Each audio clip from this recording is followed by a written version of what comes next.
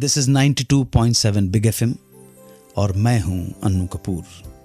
एक बार फिर जुड़ गया हूं आपके साथ, मेरे प्रणाम स्वीकार करें। शुरू करते हैं आज का सुहाना सफर विद अन्नू कपूर, सिर्फ 92.7 बिग एफएम पर। आज की जो कहानियां हैं उनमें पहली कहानी है देवानंद की। देवानंद को लगने लगा कि वो हॉलीवुड के स्टार ग्रेगरी पैक के जैसे हैं। इस गलत फहमी का कारण बताऊंगा आज। दूसरी कहानी होगी जया भादुड़ी की। कैसे मिली जया भादुड़ी को सत्यजीत रे की फिल्म। फिर हमारा रेगुलर सेगमेंट तुमने पुकारा और हम चले आए। इसके बाद दिल ने फिर याद किया। आज दिल याद करेगा प्रसिद्ध गायिका और चरित्र अभिनेत्री और हास्य अभिनेत्री टुनटुन को। फिर एक कहानी कि एक जमाने में कभी आकाशवाणी में हारमोनियम वाद्य को बैन कर दिया गया था। ये कहानी सुनाऊंगा आज की महफिल में। और अंत में 92.7 के एक श्रोता का प्रश्न मुझसे पूछा है उन्होंने। आपने फिल्म मुस्कुराहट में हमने सुना है कि आपने हीरो जय मेहता की मदद की थी, वो संस्मरण जरूर बताऊंगा आपको। तो ये सब होगा आज के शो में। चलिए शुरू करते हैं आज का सफर। देवानंद और सुरैया की पहली मुलाकात हुई फिल्म विद्या के सेट पर। देवानंद उस समय न्यू कमर थे, इस वजह से वो सुरैया जैसी स्टार के सामने नर्वस हो गए, खासकर एक प्रणय दृश्य करते हुए। कई बार डायरेक्टर के समझाने के बाद भी जब देवानंद की घबराहट, झिझक, नर्वसनेस कम नहीं हुई तो डायरेक्टर ने सुरैया से कहा कि आप देव के साथ थोड़ा वक्त बिताएं ताकि उसकी झिझक कुछ कम हो जाए, वो खुल जाए। सुरैया ने देवानंद से कहा कि आप मुझे मेरे फेवरेट एक्टर ग्रेगरी पैक की याद दिलाते हैं। देवानंद ने पूछा, आपको ऐसा लगता है क्या? देवानंद सुरैया से अपनी तारीफ सुनकर बहुत खुश हुए। इसके बाद दोनों के बीच बातचीत का सिलसिला शुरू हो गया। इस बातचीत का एक असर यह हुआ कि देवानंद जिस रोमांटिक सीन को करने में बार बार अटक रहे थे, उन्होंने सुरैया के सपोर्ट की वजह से उस सीन को सहजता से पूरा कर दिया। और दूसरा असर यह हुआ कि वो सुरैया के कॉम्प्लीमेंट को सच मानकर खुद को ग्रेगरी पैक समझने लगे। सेट पर वो ग्रेगरी पैक के अंदाज में बातचीत करने लगे। उसी तरह की स्टाइल, उसी तरह के मैनरिज्म, उसी तरह के हाव भाव। सुरैया ने देवानंद के मनोबल को बढ़ाने के लिए उन्हें ग्रेगरी पैक कहा था और देवानंद अपनी सारी जिंदगी इस बात को गंभीरता के साथ लेकर सचमुच अपने आप को ग्रेगरी पैक मान बैठे थे। ग्रेगरी पैक की अपनी जगह है, लेकिन हमारे देवानंद की जगह किसी भी ग्रेगरी पैक से कम नहीं है। 13 साल की उम्र में जया भादुड़ी को सत्यजीत रे के साथ काम करने का अवसर कैसे मिला, जानेंगे एक ब्रेक के बाद।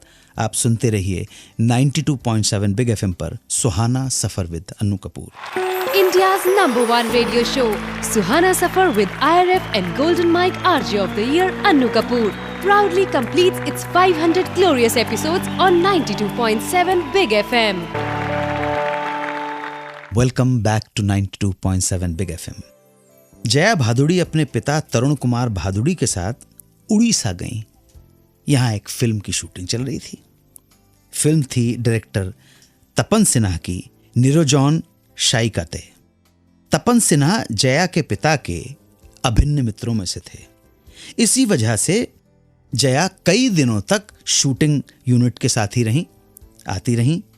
इस फिल्म में जो कलाकार काम कर रहे थे वो थे शर्मिला टैगोर, रूमा गुहा ठाकुरता और रॉबी घोष। इन सब कलाकारों से भी जया की अच्छी जान पहचान हो गई। शर्मिला तो जया को अपनी छोटी बहन की तरह मानने लगी थी। उड़ीसा में शूटिंग के बाद जब यूनिट कलकत्ता आई तो जया भी उनके साथ ही वापस आ गई। कलकत्ता में भी उनका यूनिट के कलाकारों से मिलना जुलना जारी रहा। उन्हीं दिनों यूनिट के कुछ लोग सत्यजीत रे से मिलने जा रहे थे। जया भादुड़ी को भी साथ चलने को कहा गया। जया भी अपने पिता के साथ मिलने पहुंच गई सत्यजीत रे से। उन दिनों सत्यजीत रे फिल्म महानगर की कास्टिंग कर रहे थे। फिल्म में हीरोइन की छोटी बहन के रोल के लिए एक लड़की की तलाश थी। शर्मिला टैगोर और कुछ और लोगों ने सत्यजीत रे को जया भादुड़ी का नाम रेकमेंड किया। कहा कि छोटी बहन के रोल के लिए ये जया बिल्कुल सही है, आप उसे ट्राई तो कीजिए। सत्यजीत रे जया भादुड़ी से मिले, जया उन्हें पसंद आ गई, लेकिन जया को जब यह बताया गया कि उनको सत्यजीत रे की फिल्म के लिए सेलेक्ट कर लिया गया है तो उन्होंने फिल्म में काम करने से मना कर दिया। उन्होंने कहा कि मुझे फिल्मों में काम करने का कोई शौक नहीं है, मेरा कोई इंटेंशन नहीं है, मेरी कोई इच्छा नहीं है। लेकिन सबने कहा कर लो कर लो। पिताजी ने भी, बाबा ने भी समझाया कि ये मौका बार बार नहीं मिलता है, कर लो। सत्यजीत रे बहुत बड़े डायरेक्टर हैं, उनके साथ काम कर लो। तब जाकर जया भादुड़ी राजी हुई और इस तरह 13 साल की उम्र में जया भादुड़ी को सत्यजीत रे जैसे महान निर्देशक के साथ काम करने का सौभाग्य प्राप्त हुआ। अगला सेगमेंट होगा तुमने पुकारा और हम चले आए, जहां मैं 92.7 बिग एफएम के किसी एक लिसनर से फोन पर बात करूंगा और जानूंगा उनके दिल की बात। हमारा नंबर है 02239927927। आप सुनते रहिए 92.7 बिग एफएम पर सुहाना सफर with Annu Kapoor. India's #1 radio show, Suhana Safar with IRF and Golden Mike RJ of the Year, Annu Kapoor, proudly completes its 500 glorious episodes on 92.7 Big FM. Welcome back to 92.7 Big FM and welcome to segment तुमने पुकारा और हम चले आए। तो आज किसकी पुकार पे हम सामने हैं, देखते हैं। हेलो 92.7 बिग एफएम से अनु कपूर बोल रहा हूँ जी। आप साहब कौन है? सर सागर बोल रहा हूँ इंदौर से। अरे वाह सागर साहब, स्वागत है आपका इस कार्यक्रम में सुहाना सफर विद अनु कपूर। पढ़ा रहे हैं, जॉब कर रहे हैं, बिजनेस में हैं? सर बिजनेस करता हूँ। वाह वाह, मुझे उम्मीद है कि आप फैन होंगे हमारे इस प्रोग्राम के। Thank you very much for being with us. बहुत बहुत धन्यवाद। इस प्रोग्राम पर अपनी कृपा बना के रखिएगा। सर सबसे आपका सबसे प्यारा म्यूजिक लगता है बाजीगर फिल्म का। अच्छा, बहुत प्यारा म्यूजिक है sir, I love it. Thank you sir. Okay sir, thank you. दिल ने फिर याद किया में आज हम याद करेंगे सिंगर, कॉमेडियनी और एक्ट्रेस उमा देवी को, यानी टुनटुन को। 92.7 बिग एफएम पर आप सुनते रहिए सुहाना सफर with Annu Kapoor. India's #1 radio show, Suhana Safar with IRF and Golden Mike RJ of the Year, Annu Kapoor, proudly completes its 500 glorious episodes on 92.7 Big FM. Welcome back to 92.7 Big FM. याद करेंगे उमा देवी यानी टुनटुन को। उमा देवी का जन्म 11 जुलाई 1923 को उत्तर प्रदेश के एक खत्री परिवार में हुआ था। उमा जब छोटी थीं तभी उनके माता पिता का देहांत हो गया और पाला उमा देवी को उनके चाचा ने। बचपन से ही उमा फिल्मी गानों की दीवानी थी और दीवानगी की वजह से ही वो भागकर घर छोड़कर पहुंच गई बम्बई। बम्बई में कुछ वक्त भटकने के बाद एक दिन उमा पहुंच गई संगीतकार नौशाद के घर और उनसे कहा कि अगर आपने मुझे गाने का मौका नहीं दिया तो मैं आपके घर के सामने वाले समंदर में कूद जाऊंगी। नौशाद ने उमा से एक दो गाने सुन ही लिए प्रेशर में आकर, और उन्हें लगा कि उमा में टैलेंट है, तो उन्होंने 1946 की फिल्म वामिक अजरा में उन्हें चांस दे दिया। इस फिल्म के बाद उमा ने प्रोड्यूसर डायरेक्टर AR कारदार के साथ एक कॉन्ट्रैक्ट किया और उनकी फिल्म दर्द का सुपर हिट गीत गाने का मौका भी उमा देवी को यही मिल गया। गीत के बोल, अफसाना लिख रही हूं दिल बेकरार का। दर्द के इस गीत से मिली सफलता ने उमा देवी को नूरजहां, राजकुमारी, खुर्शीद, जोहराबाई अंबाले वाले जैसी चोटी की गायिकाओं के बीच लाकर खड़ा कर दिया। 1948 की फिल्म चंद्रलेखा ने एक तरह से उमा देवी को टॉप पे पहुंचा दिया, लेकिन वहीं दूसरी परेशानी में भी फंस गई। ये फिल्म उमा देवी ने AR कारदार के कॉन्ट्रैक्ट के अगेंस्ट जाकर साइन की थी और उनकी ये गलती उनके करियर के लिए बहुत घातक सिद्ध हुई। उन्हें गाने मिलने बंद हो गए, परिस्थितियां जटिल हो गईं, कठिन हो गईं। एक बार फिर नौशाद उनके मददगार बनकर सामने आए। नौशाद ने उमा देवी को सलाह दी कि तुम एक्टिंग में हाथ आजमाओ। भारी भरकम शरीर, डील डॉल और बोलने चालने में भी ठीक थी वो। तो नौशाद ने ही दिलीप कुमार से कहकर उन्हें बाबुल फिल्म में एक रोल दिलवा दिया और इसी फिल्म के साथ पार्श्व गायिका उमा देवी को एक नया फिल्मी नाम मिला, टुनटुन। टुनटुन ने अपने फिल्मी करियर में 300 से ज़्यादा फिल्मों में काम किया। उनकी कुछ प्रमुख फिल्में बताने जा रहा हूँ।